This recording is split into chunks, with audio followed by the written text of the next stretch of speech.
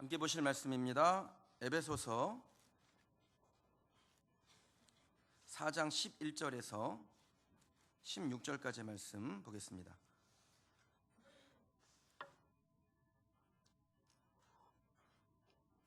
신약성경 에베소서 4장 11절에서 16절까지의 말씀입니다.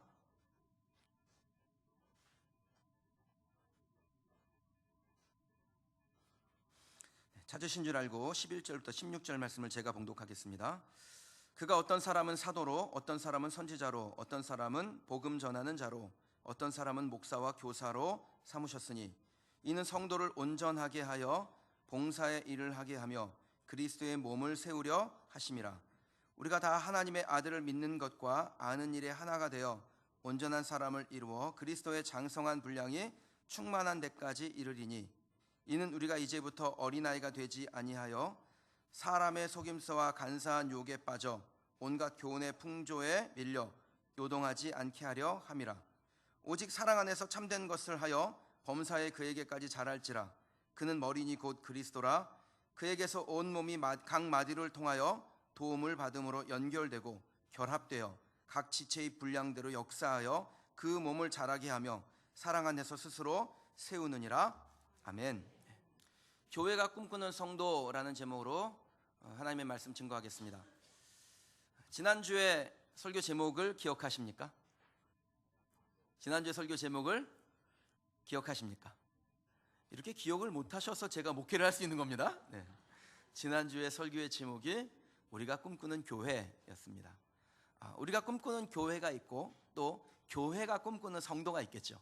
그래서 새가족 공부다 생각하시고 함께 들으시면 좋겠습니다.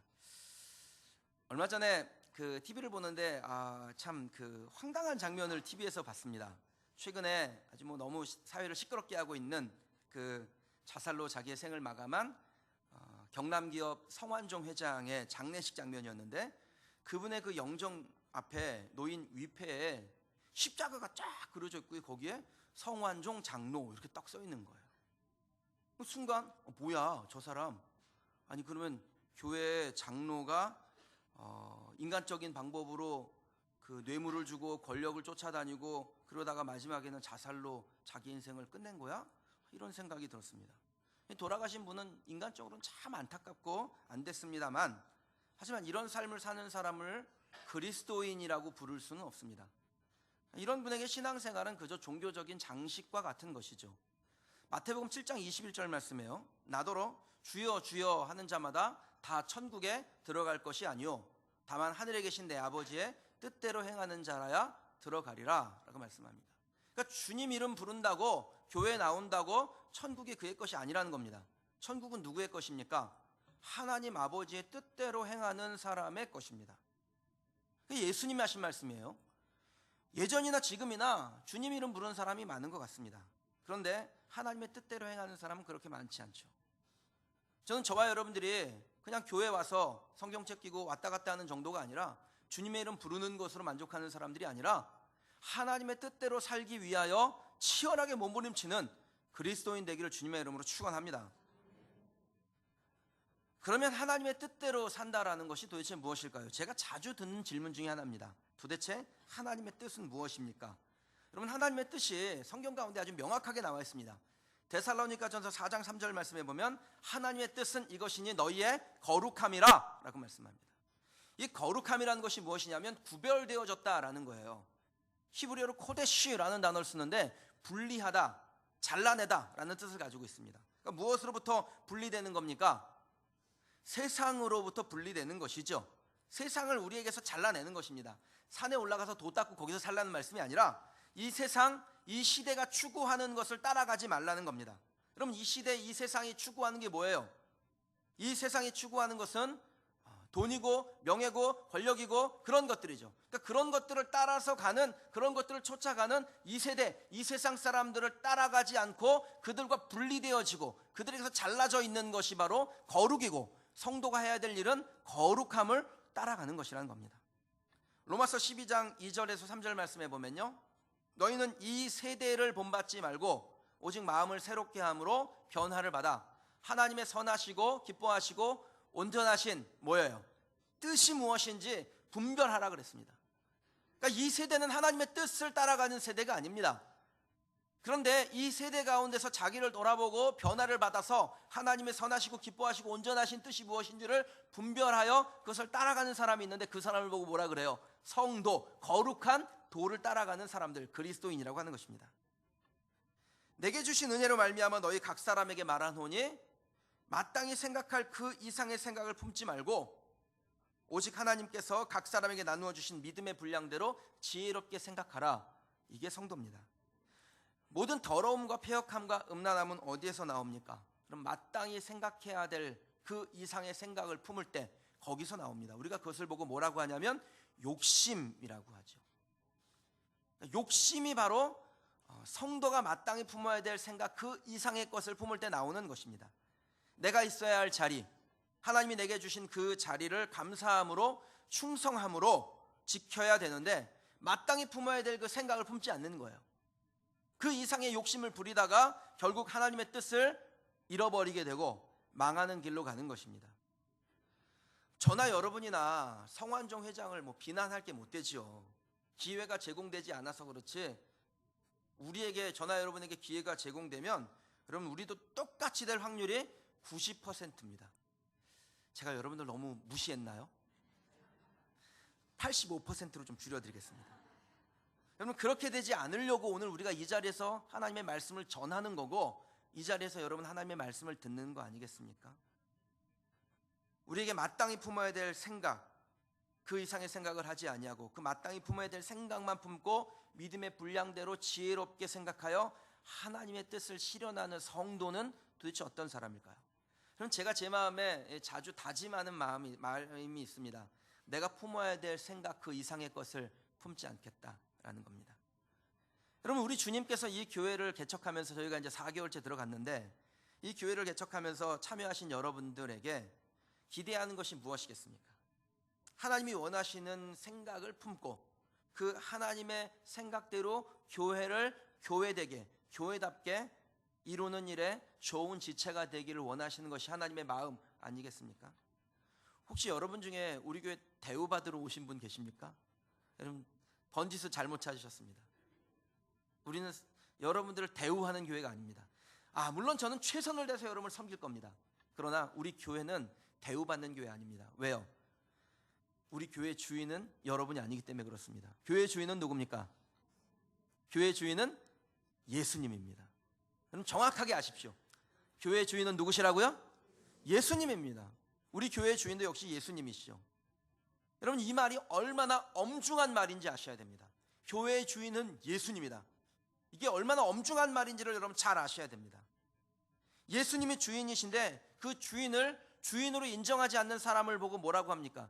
이게 원래 원고에는 이렇게 되어 있어요. 예수님이 주인이신데 그 주인을 주인으로 인정하지 않는 사람은 반역자입니다. 이렇게 되어 있는데 제 아내가 원고를 검열을 하더니 이 원고 너무 세대는 거예요. 반역자라는 말을 쓰지 말래요. 착한 사람이라. 이거 제가 고쳐놨습니다. 예수님이 주인이신데 그 주인을 주인으로 인정하지 않는 사람은 예수님의 사람이 아닙니다. 근데 꼭 저는 반역자라는 말을 쓰고 싶어요. 그럼 예수님이 주인이세요. 근데 그 예수님을 주인으로 인정하지 않는 사람이 누굽니까?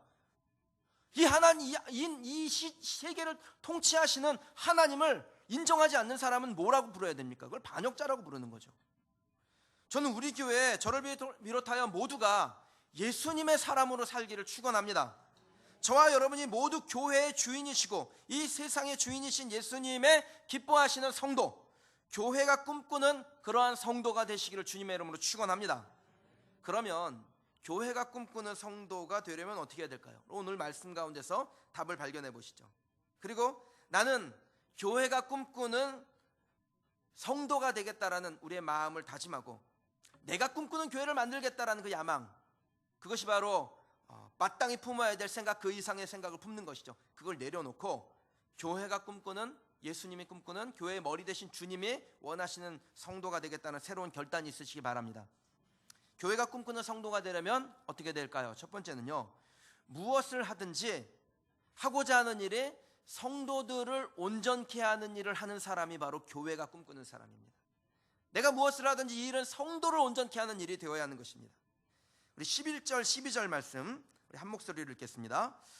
그가 어떤 사람은 사도로, 어떤 사람은 선지자로, 어떤 사람은 복음 전하는 자로, 어떤 사람은 목사와 교사로 삼으셨으니 이는 성도를 온전하게 하여 봉사일을 하게 하며 그리스도의 몸을 세우려 하심이라. 그럼 위의 말씀을 보면 여러 가지 역할들이 나옵니다. 사도도 나오고 선지자, 전도자, 목사, 교사 이런 역할들이 나오죠. 그럼 질문 하나 드릴게요. 이 중에서 제일 중요한 역할이 어떤 역할입니까? 목사가 제일 중요할까요? 그럼 어떤 역할이 제일 중요합니까? 정답은 다 중요합니다. 12절 말씀이 이렇게 시작되죠. 이는, 그러니까 목사와 교사와 선지자와 복음 전하는 자와 사도를 세운 것, 이 역할로 사람들을 세워준 거는 어떤 역할로 세워졌던 이는 무엇 때문에 세워진 것입니까? 성도를 온전하게 하기 위해서 세운 것입니다. 제가 존재하는 이유는요, 성도를 온전하게 하기 위해서 존재하는 것입니다. 제가 담임 목사로 해야 될 일은 제 자아 실현이 아닙니다. 성도를 온전하게 하는 일, 그것이 제 일입니다. 저는 가끔 그래서 그런 생각을 합니다. 교회는 내 자아를 실현하는 장소가 아니다. 저라고 왜 개인적인 비전이 없겠습니까? 저도 개인적인 비전이 있죠. 그런데 이 교회는 제 비전을 이루기 위한 발판이 아니죠. 저는 성도들을 온전하게 하라고 부르심을 받은 담임 목사로 세워진 사람입니다. 많은 목사님들이 혹은 교회 리더들이 그런 착각에 빠집니다. 자기의 비전을 이루는 것이 성도를 온전하게 하는 일이다, 이렇게 생각합니다. 물론 맞아 들어갈 수도 있습니다. 그 맞아 들어가면 고마운 일이죠. 그런데 자기의 비전을 이루는 것과 성도를 온전하게 하는 일이 맞지 않을 때도 있습니다. 그럼 둘 중에 무엇을 선택해야 합니까? 성도를 온전하게 하는 일을 선택하셔야 돼요. 거기에 마음을 두셔야 됩니다. 그게 목사의 할 일입니다. 평신도 여러분들도 교회에서 각각 다양한 역할들을 맡으시죠. 그럼 그 다양한 역할을 맡을 때 왜 그 역할을 맡으셔야 됩니까? 교회를 온전하기 위해서 맡는 것입니다. 제가 앞에서 말씀드렸죠. 어떤 역할이든 무겁고 가볍고가 없습니다. 다 중요합니다. 모두 다 소중한 역할들입니다. 여러분이 이 교회 안에서 어떤 역할을 맡든 그 역할은 무엇을 위해서 주어진 것입니까? 성도를 온전하게 하기 위해서 주어진 것입니다. 전 여러분들이 이 교회에서 어떤 역할을 맡든 그 받으신 역할을 감당할 때 여러분 그 역할에 자부심을 갖기를 축복합니다. 왜 자부심을 가져야 될까요? 그 역할을 우리에게 맡겨주신 이가 누구시기 때문입니까? 하나님이기 때문에. 예수님이 우리에게 그 역할을 맡겨주셨기 때문에 우리를 믿고 맡기신 거예요. 그러니까 자부심을 가지셔야 됩니다. 나에게 이 역할을 주셨구나. 어떤 사람은 교사로, 어떤 사람은 복음 전하는 자로, 어떤 사람은 식당에서 봉사하는 사람으로, 또 어떤 사람은 안내하는 사람으로 각각 역할을 맡겨주셨는데 그 역할이 하나님이 우리에게 맡겨주신 거고, 그것은 우리가 잘 감당하면 교회를 온전하게 하고 성도를 온전하게 하는 것입니다. 자부심을 가지셔야죠. 내가 무엇을 하면 교회가 온전해질까, 성도들이 온전케 될까, 이 생각만 하고 그렇게 하나님의 기쁨이 되는 존귀한 하나님의 자녀들, 주의 백성들 되기를 축복합니다. 마태복음 25장에 보면요, 달란트 비유가 나옵니다. 여러분 잘 아시는 비유죠. 우리가 이 본문을 대할 때 이런 착각에 빠지기도 합니다. 5달란트는 좋고 1달란트는 별로다. 그런가요? 여러분 5달란트 받은 사람은 1달란트 받은 사람보다 우월한 것입니까? 남다른 능력이 있는 것인가요? 여러분 그렇게 이해하셨다면 성경을 세상의 기준으로 보신 거예요. 세상에서는 그렇게 말합니다. 5달란트는 좋고 1달란트는 나쁘다. 많이 공부한 사람은 공부 못하는 사람보다 더 사회에 기여한다. 부자는 가난한 사람보다 교회에 더 유익하다. 일단 많은 것은 무조건 좋은 거다. 이게 세상의 기준이죠. 근데 교회는 그렇지 않습니다. 예수님의 달란트 비유를 시작하시면서 이렇게 말씀하시죠. 각각 그 재능대로 한 사람에게는 금 5달란트를, 한 사람에게는 2달란트를, 한 사람에게는 1달란트를 주고 떠나셨으니, 그러니까 우리에게 위임하셨다라는 겁니다. 근데 어떤 기준으로? 각각 그 재능대로라는 겁니다. 여기서 이 각각 그 재능대로라는 말은 5달란트 받은 사람은 뭔가 능력이 많고 우월했다라는 것이 아니라 예수님 보실 때 그 달란트가 그 사람에게 가장 잘 맞았다라는 것입니다. 딱 맞다라는 거예요. 그래서 5달란트 받은 사람은 1달란트 받은 사람보다 우월한 것이 아니라 그것이 그 사람에게 맞는 재능, 역할이었다라는 겁니다. 그러니까 그 역할을 감당하라고 맡겨주시고 떠나신 거예요. 그런데 한 달란트 받은 사람은 어떻습니까? 예수님의 방식이 마음에 들지가 않았어요. 기분이 상했습니다. 뭔가 좀 무시당한 느낌이었어요. 그래서 받은 달란트는 어떻게 합니까? 땅을 파고 거기에 묻어버립니다. 그리고 난 다음에 집에 들어가서 씩씩거리고 원망하고 분노하고 자포자기하고, 그리고 마지막 순간에는 그 주인에게 대항을 합니다. 그럼 이런 사람이 바로 로마서에서 말씀하는 마땅히 품어야 될 생각 그 이상의 생각을 하는 사람이죠. 이런 사람은 하나님의 뜻을 이루어 드리려고 하는 열망이 없습니다. 예수님을 본받는 사람이 아니라 이 세대, 이 세상을 쫓아가는 거예요. 어떻게 하면 나를 드러낼 수 있을까? 어떻게 하면 대우받을 수 있을까? 만약에 자신이 받은 그 달란트로 성도를 유익하게 할 수 있다라고 생각했다면 그렇게 행동하지 않았을 겁니다. 사랑하는 성도 여러분, 저와 여러분이 좀 잘 알기를 원합니다. 우리가 모두 각각 받은 달란트가 있는데 그 달란트는 다 달라요. 그런데 그것은 어떤 사람에게는 능력이 많아서 많이 주고 어떤 사람은 능력이 부족해서 적게 준 것이 아니라 각각 그 사람에게 맞게 준 겁니다. 가장 아름다운 거예요. 그 달란트를 잘 활용할 때 이 교회와 성도가 온전케 되는 것입니다. 그런 교회가 될 때 오늘 본문은 그 교회를 향하여 장성한 분량에 이르게 되었다라고 말하죠. 그러면 어떻게 하는 것이 성도를 온전케 하는 것일까요? 오늘 본문에서 이 온전케 하다라는 그 헬라어 단어를 뭐라고 쓰냐면 카타르티스몬이라는 단어를 씁니다. 이 카타르티스몬이라는 단어가 무슨 단어냐면 그 부러진 뼈를 잘 맞추다라는 뜻을 가지고 있습니다. 그러니까 부러진 뼈를 맞추는 거예요. 그래서 회복과 치유가 일어날 때 카타르티스몬이라는 단어를 씁니다. 여러분 요즘 교회를 한번 보세요. 이 시대의 교회의 문제를 한번 살펴보십시다. 교회의 문제는 항상 그 겉에 있는 게 아닙니다. 그 교회는 주차장이 없어서 교회가 부흥이 안 돼. 그 교회는 예배당이 별로라서 부흥이 안 돼. 그 교회는 찬양팀이 없어서 안 돼. 그 교회는 뭐 이렇게 피아노가 좀 이상해, 소리가 안 좋아. 이래서 교회가 부흥이 안 되고 교회가 성장 안 하는 게 아닙니다. 교회가 왜 문제가 일어납니까? 교회의 문제는 겉에 있는 문제가 아니에요. 교회의 문제는 그 안에 있는 것이 문제입니다. 외견상으로 아무 문제가 없지만 걷지를 못해요. 잘하지 않습니다. 왜 그렇습니까? 뼈가 부실하니까 그래요. 하나님의 말씀의 기초가 부러져 있으니까 하나님의 말씀이 그 교회 안에서 기준이 되지 못하니까 잘하지 못하는 것입니다. 진리의 뼈가 부러진 상태에서는 여러분 걸을 수 없는 거예요. 온전하게 걸을 수 없습니다. 그러므로 성도를 온전케 한다라는 것은 말씀 외에 다른 것이 그 교회의 기준이 되지 않게 하는 것입니다. 하나님의 말씀이 그 교회의 기준이 되는 거예요. 사람의 경험이나 전통이나 힘 있는 사람의 주장이 그 교회를 다스리는 것이 아니라 하나님의 말씀이 기준이 되면 그 교회는 자연히 잘 거룩게 됩니다. 치유되고 회복됩니다. 그리고 건강하게 자라는 것입니다. 저는 저와 여러분들이 그런 교회를 만들어가기를 축복합니다. 항상 무엇을 하든지 하나님의 말씀이 기준이 되어 온 교회를 성도를 온전케 하는 일이 있기를 바랍니다. 그러면 이건 정말 제가 잘 새겨들어야 될 말씀이죠. 그럼 제가 제일 말이 많은 사람 아닙니까? 예배 1시간 10분 20분 드리는데 혼자서 40분을 떠들어요. 그러니까 제가 말이 제일 많은 사람이죠. 그래서 저는 조심해야 되는 거예요. 내 기준, 내 경험, 내 판단이 교회의 기준이 되지 않도록 이게 하나님의 말씀이 정말 기준이 되고 있는가? 스스로에게 물어봐야 되는 거죠. 여러분들도 마찬가지입니다. 여러분의 삶의 현장 또 사역하실 때 교우들과 만나서 이러저러한 일들을 하실 때 내가 하고자 하는 말이 정말 하나님께서 성도를 온전하게 세우도록 나에게 주신 말씀일까? 이거를 생각하셔야 되는 겁니다. 이 일이 성도를 온전케 하는 일인지 스스로 묻고, 성도를 온전케 하는 일에 내 자존심을 꺾고 헌신하고 주장하지 않는 희생하는 그리스도인이 될 때 주님께서 우리 교회를 더욱 온전케 하실 줄 믿습니다.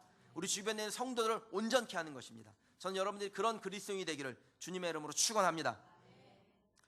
교회가 꿈꾸는 성도는 어떤 사람일까요? 두 번째는요, 그리스도의 몸인 교회를 자라게 하고 그리스도의 몸인 교회를 성장하게 하는 사람이 교회가 꿈꾸는 성도입니다. 16절 말씀을 같이 한 목소리로 읽겠습니다.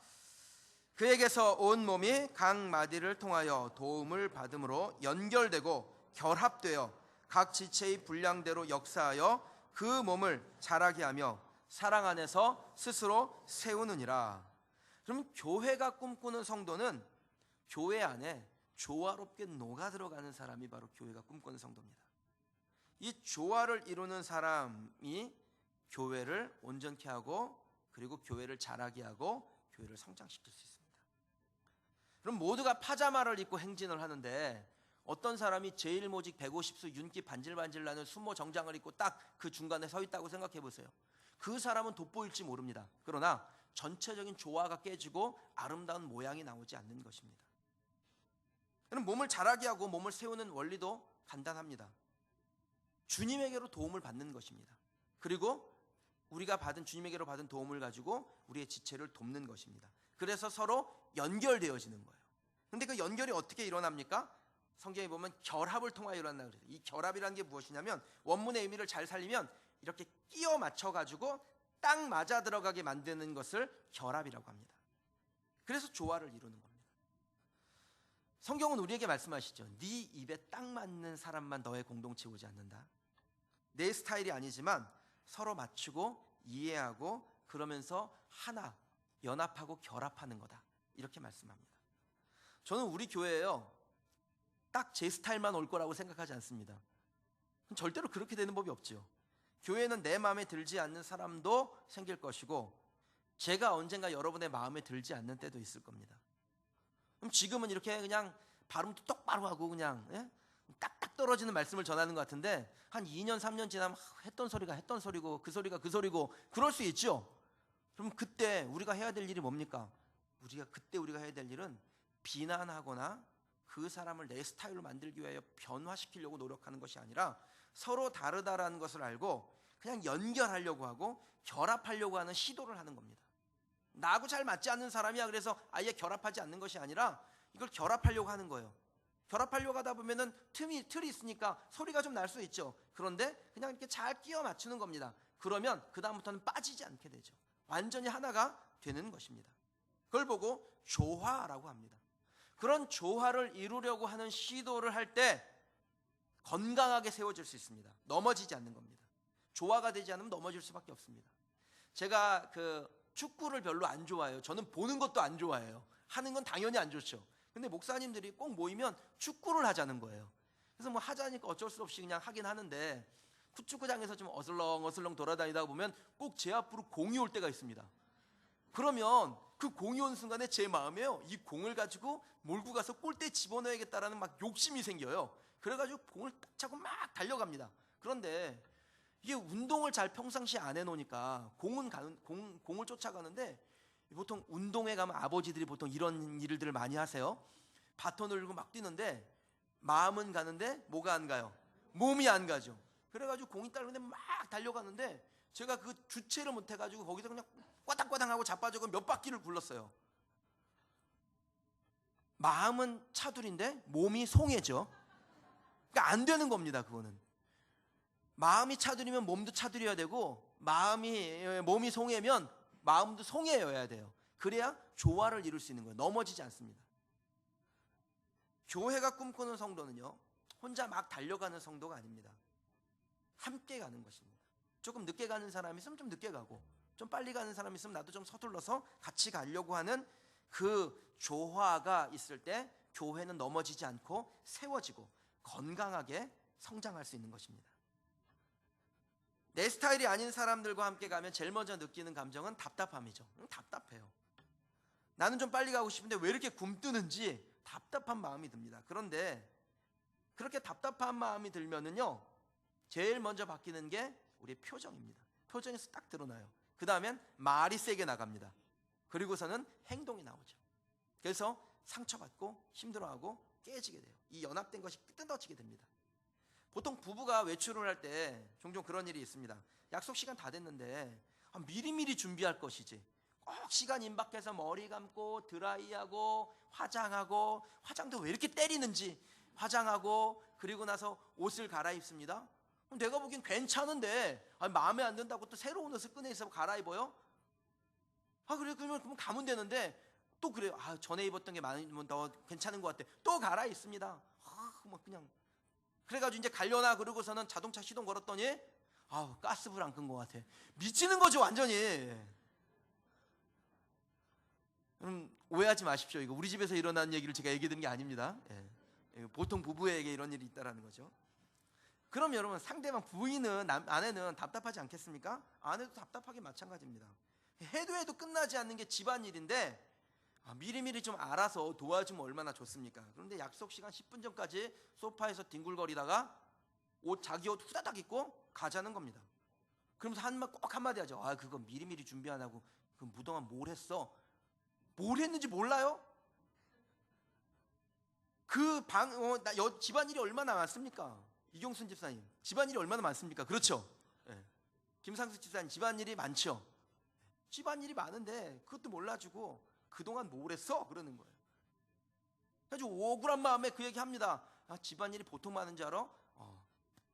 빨래 설거지 해야지, 세탁기 돌려야지, 빨래 널어야지, 방 쓸어야지. 그런데 딱 한마디 하죠 남편이요. 됐어 빨리 준비해. 아직 4가지밖에 얘기 안 했는데 27가지 더 남았는데 너무 답답한 거죠. 그럼 이 답답함을 어떻게 해결할 수 있을까요? 저를 한번 따라 하시겠습니다. 사랑 안에서 돕고 세우라. 사랑 안에서 돕고 세우는 것입니다. 사랑하는 마음이 없으면요 답답합니다. 그러나 사랑하면 답답할 때 도와주고 싶어요. 답답할 때 비난하는 것이 아니라 도와주고 싶습니다. 서로 안 맞는 부분을 맞춰가려고 노력하게 됩니다. 그러면서 잘하는 것입니다. 저는 예전에 어르신들이 그런 얘기를 하셨어요. 부부가 사랑으로 사냐 정으로 살지, 그런 얘기를 하셨습니다. 제가 그 말이 무슨 말인지 좀 이해가 돼요. 결혼 제가 한 14년 살아보니까 처음에는 불같은 사랑으로 살았는데 살다 보니까 그런 건 다 어디로 가고요. 그 예전에 막 그 연애할 때 버스 정류장에서 거기서 막 2시간씩 3시간씩 막 추운데 거기 앉아가지고 버스가 오면 아저씨 이거 막차예요 이렇게 물어봤던 그거, 내가 그걸 왜 했나 싶은 마음이 들어요. 그런데 살다 보니까 어르신들이 부부가 사랑으로 사냐 정으로 살지 이 말이 무슨 말인지 알겠더라고요. 부족한 부분, 내 마음에 들지 않는 부분, 그 약한 부분들을 보면서 도와주고 섬기고 세워나가면서 이게 사랑이구나, 이 돕는 것이 사랑이구나라는 것을 제가 발견하게 됐습니다. 여러분 교회를 가정의 확대판이라고 합니다. 그러니까 가정은 교회의 축소판인 거죠. 교회 안에서 일어난 일이 집에서 일어나고 집에서 일어난 일이 교회에서 일어납니다. 답답하기도 하고 매정하기도 하고 내 마음을 몰라주고 내 스타일에 맞지도 않은 사람이 내 곁에 자꾸 눌러앉으려고 하고 괴상망측한 일들이 자꾸 일어나게 됩니다. 여러분 어떻게 하시겠습니까? 답은 사랑 안에서 함께 자라고 함께 세워져 가는 겁니다. 지난 주간에 저희 목사님 몇 분하고 공부하는 모임에 있는데 공부하는 모임에서 한 목사님이 고민을 털어놓으셨어요. 교인 중에서 어떤 사람이 자꾸 교회 발전 제안서 이런 걸 만들어가지고 온다라는 겁니다. 근데 그 내용을 보면은 참 기분이 나쁘고 나를 뭔가 올가미로 씌우려고 하는 듯한 그런 감정이 든다라는 거예요. 그래서 어떻게 하면 좋을지 이렇게 그 고민을 그 목사님이 털어놓으셨습니다. 누군지 자꾸 궁금해하진 마세요. 그런데 그 이야기를 듣던 한 목사님이요, 이런 말씀을 하시는 거예요. 제가 그 목사님이 하신 말씀을 그냥 아예 대화체로 풀어왔습니다. 한번 들어보십시오. 목사님, 저도 예전에 그런 고민이 있었습니다. 청빙 가서 교인들과 마음이 잘 안 맞는 거예요. 사안별로 부딪히고 감정 상하고 뭐라고 하면 교회 떠난다고 하고 너무 힘들더라고요. 그래서 아는 선배 목사님에게 고민을 털어놨더니 그분이 하시는 말씀이 이랬습니다. 목사님, 설교 준비할 때 성도들을 사랑하는 마음으로 준비했어요. 이렇게 얘기를 하셨다는 겁니다. 그래서 그 말씀이 가슴에 팍 와 닿았습니다. 내가 사랑하는 마음으로 목회를 하지 않고 있었어요. 그때부터 제가 어떤 교인이든지 교인을 대할 때 태도를 바꾸었습니다. 무조건 사랑하는 마음으로 대해야지, 만나면 축복하고 사랑해야지, 그렇게 태도를 바꾸었습니다. 그런데 그게 쉽지가 않더라고요. 엘리베이터를 타고 올라오는데 제 마음에 문이 열릴 때 거기에 아무도 없었으면 좋겠다라는 생각이 들었습니다. 근데 문이 열리면 꼭 나를 비난하는 분들이 거기에 서 있는 겁니다. 그냥 마음으로는 대충 눈인사만 하고 가고 싶었는데 의지로 사랑한다고 축복한다고 말했습니다. 그랬는데 어느 날 그렇게 나를 비난하던 한 권사님이 찾아와서 하던 말씀이, 목사님, 우리 교회가 이제 부흥하려나 봐요. 제가 기도하는데 목사님이 설교하는 중에 강대상 옆에서 새싹들이 막 자라나는 환상을 하나님이 저에게 보여주셨어요. 그러는 거예요. 결국 사랑이 이겨요. 그냥 사랑하는 마음으로 제 안서 그대로 받아들이세요. 그렇게 말씀하실 분이 아닙니다, 이분이요. 근데 제가 이야기를 들으면서 이처럼 사랑하려고 하는 의지가 그리스도의 몸인 교회를 세우는 거구나 라는 생각을 하게 됐습니다. 우리가 사랑하려고 하는 그 의지가 결국 교회를 건강하게 하고 세우고 성장시키는구나. 저나 여러분이나 성인 문제 아닙니다. 사랑이요? 그게 어떻게 저절로 됩니까? 그럼 사랑이 어떻게 저절로 됩니까? 의지로 하는 겁니다. 사랑하려고 하는 우리의 의지가 사랑의 말을 끄집어내는 거고, 사랑하려고 하는 우리의 의지가 사랑의 태도를 끌어오는 거고 행동을 끌어오는 것입니다. 그리고 결국 그 사랑이 이기는 줄 믿습니다.